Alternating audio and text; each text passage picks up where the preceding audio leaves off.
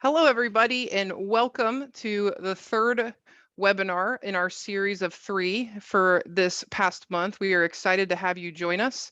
My name is Emily Hanem. I'm the Executive Director of Student Financial Aid here at Mizzou. And today I am joined with Victor Price, who is part of our registrar team and is our expert on residency. So we're going to go ahead and jump in and get started here. Okay, so what are we going to cover today? Well, we're going to talk about things that affect our out-of-state students that are coming to Mizzou from that are residents of states other than Missouri. So we also commonly refer to them as non-residents. So we're going to talk a little bit briefly about the cost of attendance. For a non-resident student, we're going to talk about financial aid offer letters. We're going to talk about scholarships. And then Victor's going to talk about gaining residency, the process to do that, and the steps and timing. And then we're going to just do a few frequently asked questions that we get about gaining residency and the impact on the financial aid, and just some reminders on some next steps as we wrap it up for this evening. So we're happy you're here with us. We're excited to have you and provide some more information to help you make Mizzou your choice. Okay, so cost of attendance. So what is the cost of attendance? Well, the cost of attendance is something that is established through federal law. We have categories that we have to include. And the basic concept of those categories is there are direct costs, and those direct costs are directly billed to you through your Mizzou student account. And then we have indirect costs that are the things that aren't necessarily billed to you, but you're probably going to go incur those costs while you're a student attending Mizzou. So we have to include both of those categories, and we're going to look at that in a little bit more detail. But we're looking at averages here. So we're not necessarily saying this is exactly how much it's going to cost you to attend, but on average, these are the estimated costs it takes for a student to attend Mizzou for one academic year.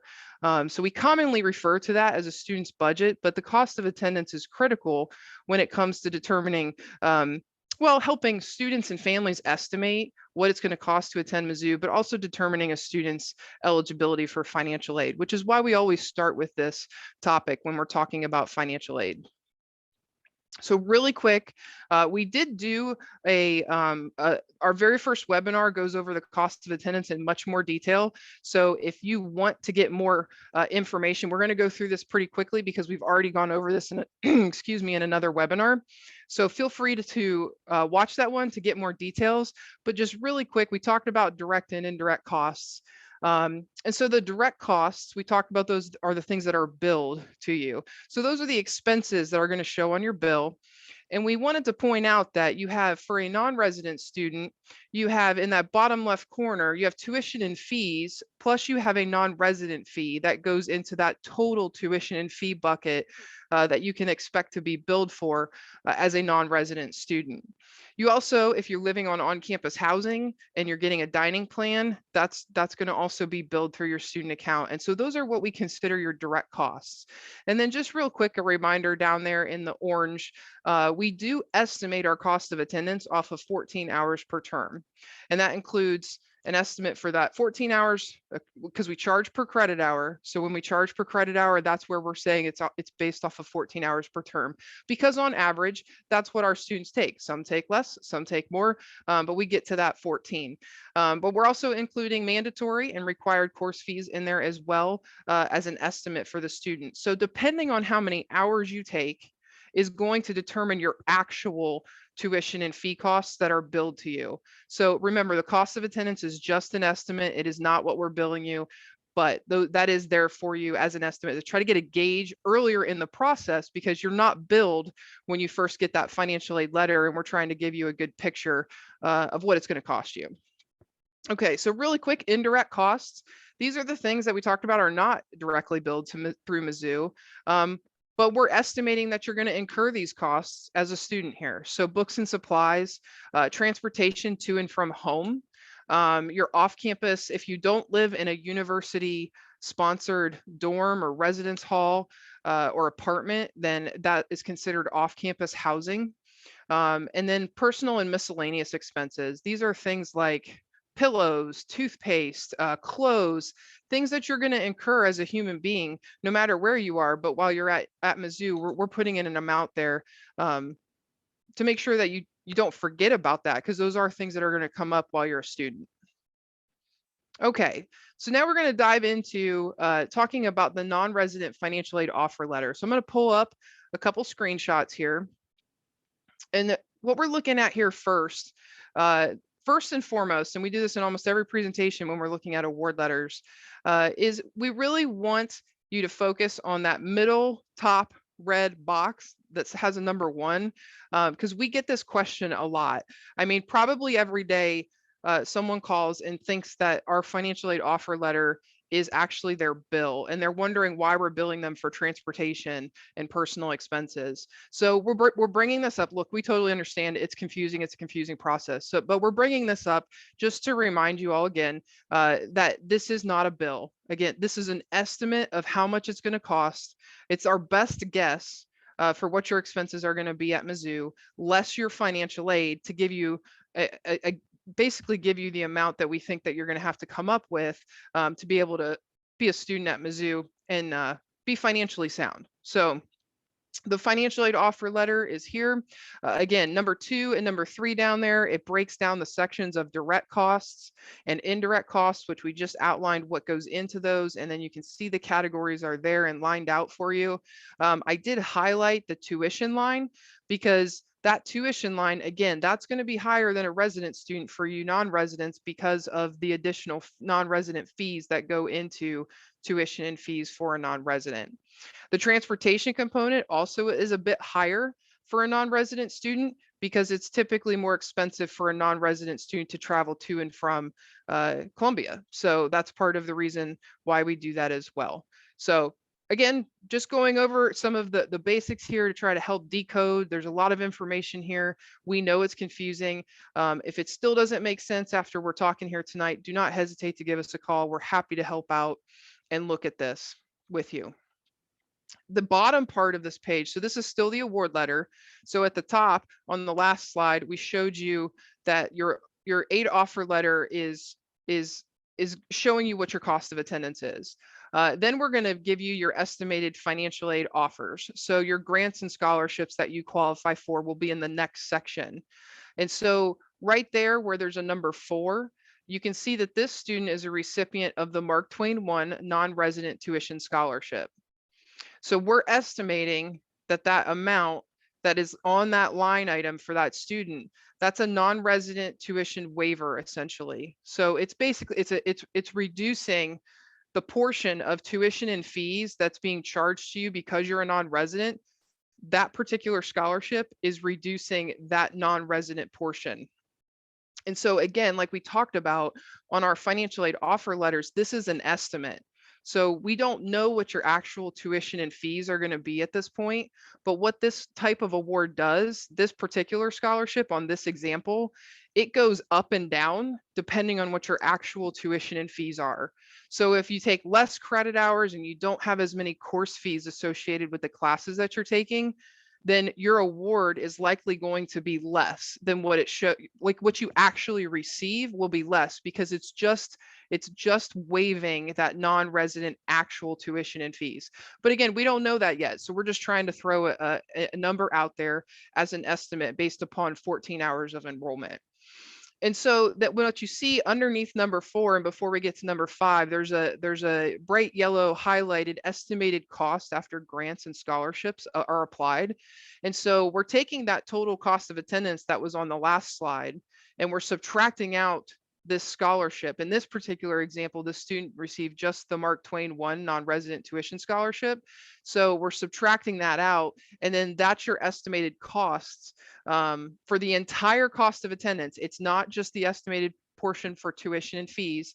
In the very first webinar, we go through a calculator that we have to help you navigate if you just want to look at the tuition and fees in your scholarships and do that math. We do have a tool that you can use, and we provided that with the first webinar. But just again, this is your total cost of attendance, and we just want to show you what the gap is at that point. So in that next section where there's a number 5 on the screen, the estimated student loan options. So for a non-resident financial aid offer letter, we only are putting the student loan options on here that are for the student. So the federal direct subsidized or unsubsidized loans. In this situation, the student qualifies for a direct unsubsidized loan, and that's the loan that's listed there. And so there are still other loan options available for the family. There's a Parent Plus loan that can be utilized to help fill the gap.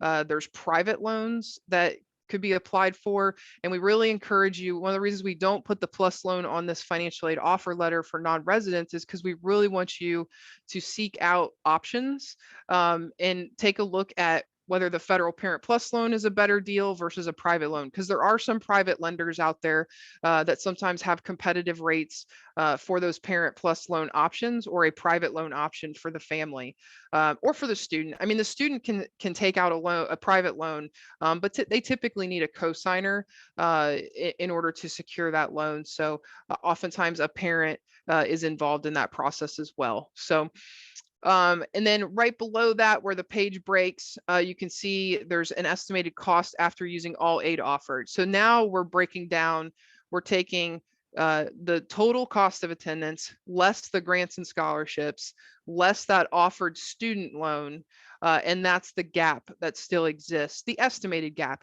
Remember, all of those other indirect expenses that we're putting on this aid offer letter, those are discretionary in a lot of respects. So that number could be way smaller for one student versus another, depending on how they're choosing to spend their money.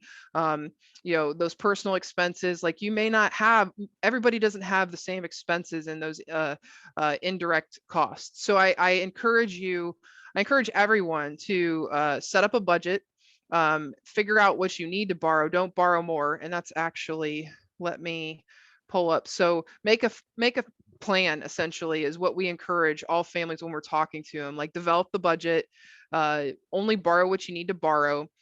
And the Parent Plus loans or the private loans are options to help fill that gap. And then something else, we always remind families, if Mizzou's given you all of the financial aid, the institutional scholarships that you qualify for, and loans are the next option, there's also the possibility of applying for other external scholarships. And we'll provide a slide here in a minute that has some of those resources available to you that you could potentially apply for. But really quick, before we leave this page, just keep in mind with number 6 and 7 there, I already mentioned that for number 6 that's highlighted there, that's just reiterating, that's a disclaimer reiterating that the amount that's reflected on this award letter for that non-resident tuition scholarship, it can vary. And it varies because we're putting an estimate on your financial aid offer letter, and it really depends. The actual amount you receive will ultimately depend on what your actual charges are. So it will vary. Don't be freaked out by that. You're still getting the same benefit that we're promising you, but sometimes that number is just not exactly what's actually on this letter, as well as your costs aren't exactly what's on this letter because we don't know your actual costs. But it's a good estimate. So that's what we're going for, and trying to help you plan and make that plan. And then number 7 down there is just, I'm pointing these out because there's an actual link in number 7 that will take you to the different types of loans that we've talked about. And you can make a decision or review those loans and figure out what's the best fit for you. Okay. I just mentioned you can to not forget to apply for external scholarships. And what I mean by external scholarships are scholarships that are not run or awarded by Mizzou. So private organizations, local church programs, Rotary clubs, sometimes parental employers have some type of tuition remission or scholarships. Talk to high school guidance counselors, Google things. We have set up, there's several websites that we've put on this slide for you, the private or external scholarship search engines. Look, you're not going to get anything you don't apply for. And you could have to apply for 100 scholarships to maybe get one. Like, that's the reality of the situation. But it's still a possibility. And so we always tell people, like, we recommend that you apply for as many scholarships as you can, but you need to plan financially as if you don't get them. And then if you do get them, it will then potentially help you reduce the student loans that you have to take, or you might be able to pay them back right away with that scholarship that comes in, or it could alleviate a payment down the road if you're paying on a payment plan or something like that. So again, it can't hurt to apply for them. Just keep going out there, seeing what you might qualify for, and it just never hurts. So okay, so now we're going to talk a little bit, go into a little bit more detail about the specific Mizzou non-resident scholarships and residency. So some of the most common types of Mizzou financial aid sources are the automatic merit scholarships and the competitive scholarships that admissions awards to a student at the time that they're applying for admission and going through that admission process. It's based on their high school record or their transfer academic record, depending on the award. So most of these have already been awarded. If you've gone through the admissions process and you've received a financial aid offer letter from us, you would know if you've received one of these awards at this point. The other thing that you want to do annually, even if you didn't do it this year, make sure you do it next year, is apply for scholarships within our academic units. And you can do that through our Scholarship Universe platform. You want to reapply annually by our priority deadline. That's always published on our website. And we do send reminders out to students via email, as well as we'll post things on social media outlets. So please, if you don't follow us already, follow us on Twitter, follow us on Facebook, and you'll be getting some of the information as up to date as possible. And so for Scholarship Universe, it will indicate you may have applied at this point in Scholarship Universe, and you might have a lot of scholarships showing that they are still in review. That is part of the way the platform works. I can tell you that 99.9% of the scholarships that are going to incoming freshmen have already been awarded in Scholarship Universe. And so what that means is, even though they're still saying they're in review, the reason that they're still showing in review is because some of those scholarships, some go to incoming freshmen and some go to returning students or continuing students. And so that review status won't close out until they've all been awarded. So is there a chance? Not really. I mean, like I said, 99.9% of them have been awarded. If one does get awarded to you, I would look at it as a bonus, but I would plan financially as if those scholarships that are showing still in review status are not going to incoming freshmen at this point in time. So we're telling you that just to be honest, because we don't want you counting on that and not getting it, and then not having a financial plan to fund your education. So, but we do know that's frustrating, and we do know that we get a lot of questions on that. We'll always continue to try to find a technology solution for that, but we just want you to make aware of that. So don't be discouraged, because you can apply each year, and as your students here and they build relationships with their faculty in their academic units, then that could potentially give them more opportunity for scholarships in the future. But that application and filling that out annually is really important. Okay, so non-resident automatic scholarships at Mizzou. I did a snippet here, screenshot from our website, our admissions website, of some examples of some of our non-resident automatic scholarships. And these are ones, again, that are awarded at the time of admission. In the award letter, the aid offer letter that we looked at a few slides ago, Mark Twain Level 1 was the example that we had on that aid offer letter. And so you can see it says it's a full reduction of non-resident fees. And then on down the line there's examples of other non-resident automatic scholarships. So again, these are awarded at the time of admission. They would be on your financial aid offer letter at this point if you receive them. And the other thing that we just always want to remind, we get a lot of questions about, is that there are renewal criteria and timeframes that are tied to these scholarships. And so basically, any scholarship you get that has to do with merit or even grants, I mean, you got to pay attention to the terms and conditions that are associated with anytime you're getting free money, you need to, like gift aid or gift scholarships, you need to be very aware and make sure you're educated on the terms and conditions of the renewal criteria for them, getting them initially, of course, but once you get them, there are usually terms that you have to meet in order to keep them. And so, for example, these scholarships, you need to enroll full time. There's certain GPA requirements. We didn't type them all in here in this because there could be different GPA requirements for different awards. And so you have to usually meet a certain minimum of credit hours completed each year. You got to be making academic progress.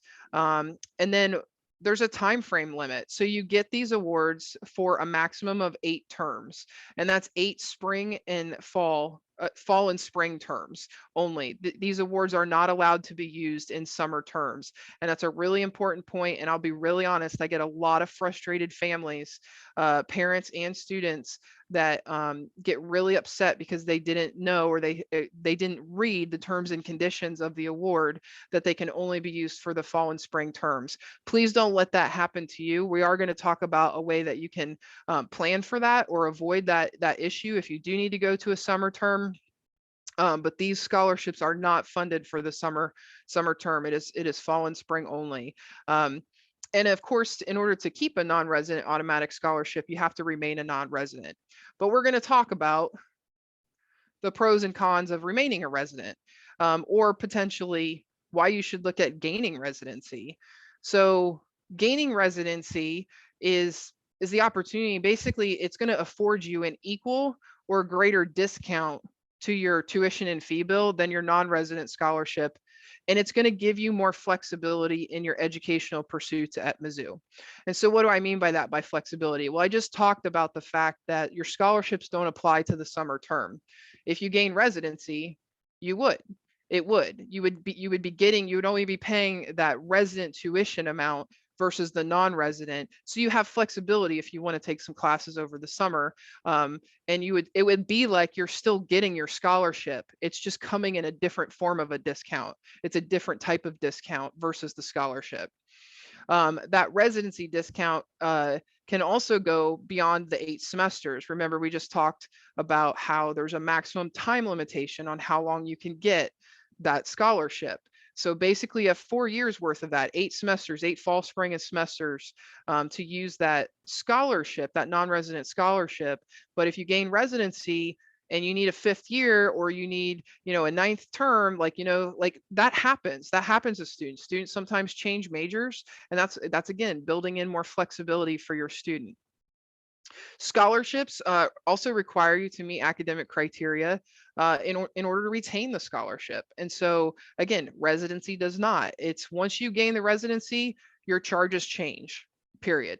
And so it's the same or greater discount depending on what your non-resident scholarship is. So those are the reasons why. If I'm talking with a student and a family, those are the 4 main reasons why I would say you should consider gaining residency. So now, since we just brought that up, or we're talking about residency, I'm going to turn it over to my friend Victor, and he's going to talk a little bit more about the details of how to gain residency. Thank you, Emily. And thank you, everyone, for having me here tonight. I'm really excited to speak with you about Missouri residency. And I wanted to assure you, although we have a lot of information, all of the information that I have about residency is on our website. So I would invite you to review the University Registrar's website at a later time. And we also have staff that's available to work with you all summer. Next school year will be available to you, and we'll be happy to meet with you or work with you online to answer any questions that you might have. So our first slide, I wanted to talk about 3 very specific and important dates for the next qualifying period for this student group. The residency is based upon a 12-month qualifying period. That's the first date you see up there, the first year. And it takes the entire year to qualify for Missouri residency. Your students will begin the residency process by attending the university for the fall and spring semesters. Their attendance is the thing that they need to be doing at that time to work on this qualifications. During the school breaks, weekends, whatever, they can come and go from Missouri, come home, and as much as they want. There isn't any restrictions on their requirement to be in the state of Missouri during the school year. including the breaks. So that's something that often comes up. People ask about, do they have to stay in Missouri through the school breaks? And that is certainly not a necessity. Once they reach the summer qualifying period, which is the bottom of the three, the May 15th through the August 20th, then it is critically important that the student remain in the state of Missouri. Not necessarily Columbia, it can be anywhere in the state, but in Missouri. They are only allotted 14 days to be outside of the state of Missouri during the summer qualifying period. So it's very important that you plan for that ahead of time, so you have living arrangements and things made for the entire qualifying period in the summer. All of this is in preparation for what we call the petition period, which will begin for this group in August of 2023 at the beginning of school. The online petitioning process comes live on the first day of school and will remain open until the beginning of October. Just in case we have any families who have older siblings who may have done residency previously, I want to make sure that you understand that the process has changed, not the qualifications, but the mechanical petitioning process. So instead of your student bringing us a giant manila envelope full of receipts and work schedules and all that, I am pleased to announce that we have a fully electronic petitioning process now. So all the documentation that your students will need to present will be in digital format, and they will apply online through our service, and they can attach their documents to their online petition. So it's considerably easier, something you work on in the evenings. You don't have to maintain things in a paper format, and we would be happy to answer any questions about formatting as we get closer to that time. So we often have parents ask, even as early as now, what should we be doing to get prepared for residency? And we understand that you want to make sure you're on top of things and get things taken care of, but I want to assure you there's plenty of time to get started on the residency process. There is a lot of new experiences that everybody's going through, that transition from high school to college, many things to learn. Residency doesn't have to be your first priority by any means. I do want to encourage you to start thinking about it, though, a little bit later in the fall term. You can start thinking about what are some things I can get done during the school year so I don't have so many things to accomplish during the summertime. And we'll have a checklist on our website that'll be available when it gets closer to time for that particular semester. Things that you can work on here on our slide: obtaining your Missouri driver's license or a official state ID if you don't drive, that's fine as well. Getting registered to vote. Those are things that you can do anytime during the school year. You don't have to wait until the summer. And if your student is a sole owner of their vehicle, they'll need to get their vehicle registered in Missouri. But they don't have to do that if they're not the sole owner on the title. If your family owns it, parents or something like that, then it's not necessary to register. These are things that can be accomplished, and I encourage you to look into the website for the Department of Motor Vehicles and the Department of, that's not the right word, the voter registration information available online to find out the documents that you'll need so you can get those two documents during the school year. Okay. Another requirement is that your student is going to need to earn $2,000 of income in Missouri. And that can occur anytime during the qualifying period, this whole school year in the summer, and it can go clear up until September 15th within the qualifying and petitioning period later. So there's plenty of time to get that part-time job and earn the income. That won't be a problem. It is important, though, that they keep track, your students keep track of their work schedules, their pay stubs and things like that, because they do need to provide documentation of how they earned their income during the qualifying period. Again, there's plenty of time for this, but there are people who are going to be anxious to find employment. And I would recommend and highly recommend that they check in with the Mizzou Career Center. They have a lot of great references and resources for people to find part-time jobs here in Columbia during the school year. And if you can find a job earlier after you get acclimated to campus, then you have to work fewer hours during the school year, as opposed to waiting for the whole summer to come by and do all your work at one time. It's better to spread it out if you have that opportunity. Thank you. Now, let's talk again about the summer proof of presence in Missouri. This is for your students who are staying here in the summer. The dates are very specific, and you would be expected to provide documentation of where you're living during the summer. And also, if you're working during the summer, which I do recommend, you have your pay stubs and work schedules during the summer. That will help you prove your presence in Missouri during that qualifying period. Often students do have to move around a bit during the summer. It's not uncommon. Maybe they have one or two places that they've stayed. It's important to know that you need to be able to provide a documentation of their location where they were staying in Missouri, even if they've moved June and July in one place, August in another. We're going to need documentation for both those places. So it's important to do that.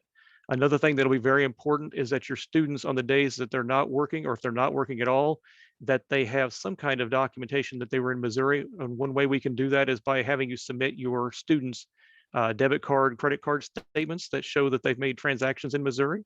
And we recommend that they do that, have some kind of transaction every 2 to 3 days, if possible.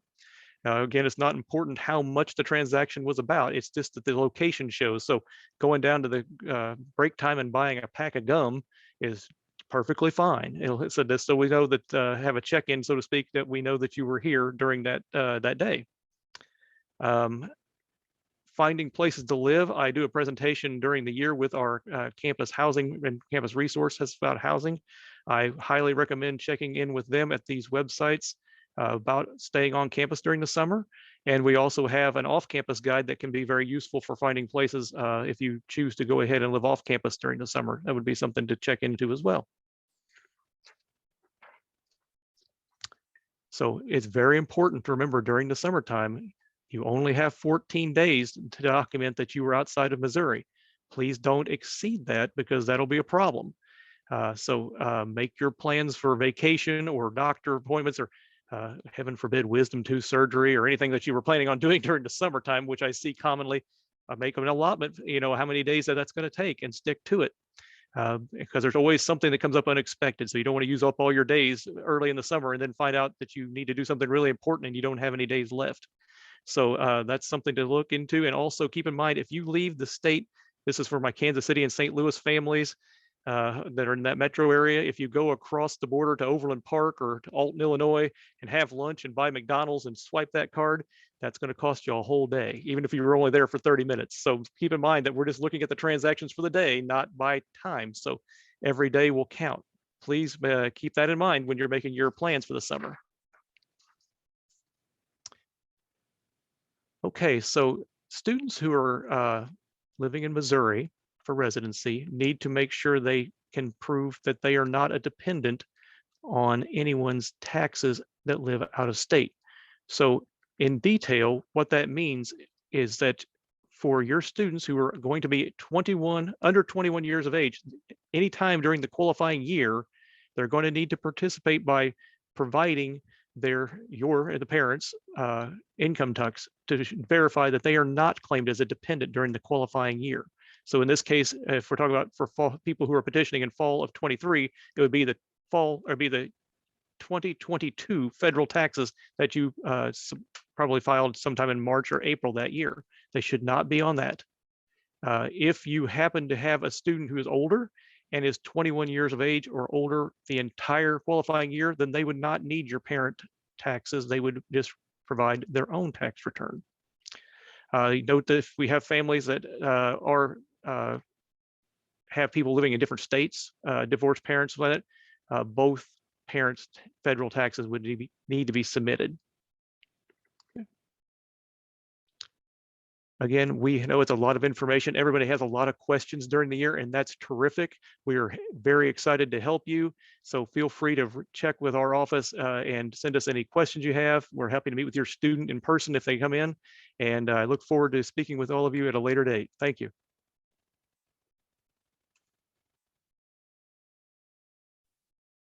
Thank you, Victor. We appreciate your time tonight. And now we're going to jump into looking at the impact of gaining residency on financial aid. So we get many questions with regard to what happens to non-resident scholarships what the impact will be if they end up gaining residency. And so the answer to that question is that if a student does gain residency, they are no longer eligible for their non-resident scholarship. Non-resident scholarships are meant to help the student reduce the cost of that non-resident portion of tuition and fees that they're being charged. And it's not transferable to the remaining portion of tuition and fee charges. And just remember that the gaining residency allows the student to gain an equal or greater discount than what their non-resident scholarship was discounting. So the benefit of getting residency becomes the new best or at least equivalent award to students. And we also get the question a lot about whether or not the non-resident scholarship will convert to a resident automatic scholarship when residency is gained, and they do not. So we just want to be really clear and upfront with you all to make sure that you have that information. But just also keep in mind, we talked about this earlier in the presentation, the pros to gaining residency versus having the non-resident scholarship is that you have more flexibility. You'll get that discount in the summer. You'll get it if you need to go for more than 8 semesters. You could potentially, have that discount for longer than what the scholarship would go. So there are pros to it. We talked about those earlier, but if you have additional questions, we're happy to answer them. But this is pretty cut and dry with how this works. If you do gain that residency, that non-resident scholarship, you're no longer eligible for it. So. Okay, so another common question we get, do non-resident awards carry over year to year? And so the answer to that is yes, but with caveats in terms of you have to remain eligible to continue to receive that scholarship. So non-resident scholarships are renewable for a maximum of 8 semesters. You've probably heard me say that now 3 or 4 times, because again, that's a really common question that we get, or until a student earns enough credits for a bachelor's degree. You don't necessarily have to graduate, but if we see in the system that you've actually earned enough credits for a bachelor's degree, that would then, excuse me, that would then disqualify you from continuing to receive the scholarship, because it is funds to help you earn a single bachelor's degree, whichever occurs first, the 8 semesters or the bachelor degree. So, and the student then meets all the published renewal criteria that we have for the award. So again, this goes back to understanding the terms and conditions, researching that, looking at our website. The actual renewal criteria lives on the financial aid website, but you got to remain a non-resident. You got to be enrolled full time. Typically, you got to complete 24 credit hours each academic year. And you got to remain continuously enrolled each academic year in the fall and spring's terms. And again, I cannot emphasize enough, because I get so many people, not so many, I mean, like when we get them, people feel really surprised that it doesn't apply to the summer semester. And we don't want you to feel surprised. That's part of the reason why we're doing these webinars and trying to help you get the right information, the best information, so you can make the best decisions for you as a student and as a family. You got to be making academic progress per the federal guidelines, which is called satisfactory academic progress. And then you have to maintain a minimum cumulative GPA required for the scholarships as published on our website. Again, those GPAs could be different for different awards, which is why I don't have detailed GPAs up here for this question. But that's a great question, and it's a very common one that we get. Okay, another question that we get occasionally is, do external scholarships or community scholarships that are given from outside sources, do they reduce my non-resident scholarship? And the answer is generally no, and really typically no. The only time that sometimes scholarships have to be reduced is if a student has so much financial aid between their grants and scholarships that they're packaged all the way up to the cost of attendance. So their total financial aid, all of the aid that they're getting, exceeds that cost of attendance. And if that happens, then in that scenario, your non-resident automatic scholarship, for example, Mark Twain 1, we may have to reduce that. But it depends. And that's not necessarily because of an external or a private scholarship or another grant or another type of aid.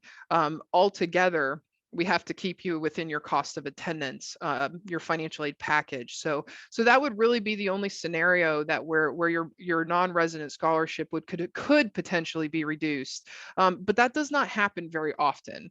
So, but if you have more questions about that or concerns, we are happy to walk students through different terms and conditions. The challenge with financial aid, and one of the things that makes financial aid hard to explain in a general sense, with across the board rules, is simply that every student's different. Every student has a different combination of aid programs. All of those different aid programs have different terms and conditions or rules or regulations that go with awarding those programs.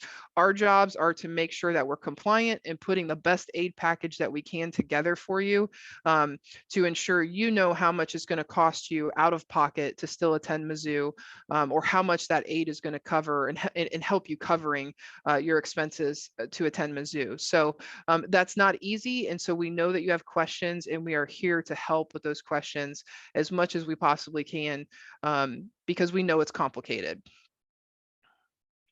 Okay, so we're going to wrap up with some reminders and some next steps. If you've been on the other webinars, you would have seen these, but we really encourage everyone to get familiar with Mizzou One. This is where you can go to accept and decline your loans if you want to. You can also click here to make an appointment. You can look at your financial aid. There's also other, like there's stuff outside of financial aid. Mizzou One's kind of a one-stop shop for things that a student would find useful. And so it's a really good tool, and we encourage you to get familiar with it. Once you are in the system and you want to make an appointment with us, this is slide. It has a lot of information. We're not going to go over every bullet, of course, but there is the opportunity for you to make an appointment online with us, and through MU Connect. That's a tool we use to help you book appointments. But if you're not in MU Connect or you're not in the system yet, then you can, of course, call us, email us, and we will schedule an appointment with you. Another reminder, we say this to every student every time we can, every chance we can get. Once you start logging into Mizzou, it is really important that you go to your student services center and you look at your to-do list. And the reason for that is because we want to make sure that you have the best financial aid package that you can have. And there could be some outstanding items that we need you to complete. Sometimes those are things that the federal government is requiring us to collect from you, so we can verify your financial information based upon what you completed on the FAFSA. So it's really important that you go out and check that to-do list and get those items done. Otherwise, it could delay us getting you the correct financial aid information or the correct financial aid package to you. It certainly could delay getting you the best financial aid package. So really pay attention to that. And just another quick note on that. Once you click on that to-do list, please click on those hyperlinks of the to-do items. Oftentimes there are like the exact link to the form we need you to fill out, very specific instructions. We are really trying to lead you directly to what we need you to do to make it as simple as possible on you to get things done. So we often get students that get to this point, they give us a call and they're like, I don't know what to do. Go ahead and take that extra click, read through that. If you still don't know what to do, of course, give us a call and we're happy to help. And then another big thing is as students, if you want your parents to have access, once you become a student, there are certain FERPA and federal laws that come into play about what we're allowed to share with other people about your academic and financial aid records. So you can grant access, though, to people for your information. So if you want to go out to Mizzou One, there are icons there where you can give AAA permissions, and then Mizzou for your parent or your spouse to give them access, so we can talk to them and they can see some of your information. All right, so that concludes our presentation for today. We really appreciate everyone jumping on and listening with us today. Our contact information is there. Please follow us on social media for highlights, for updates, for the most up-to-date information.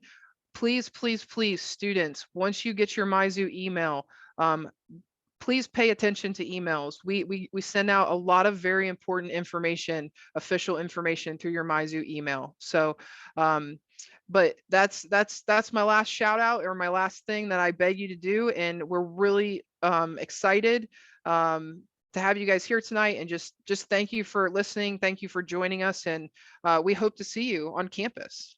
Go Tigers.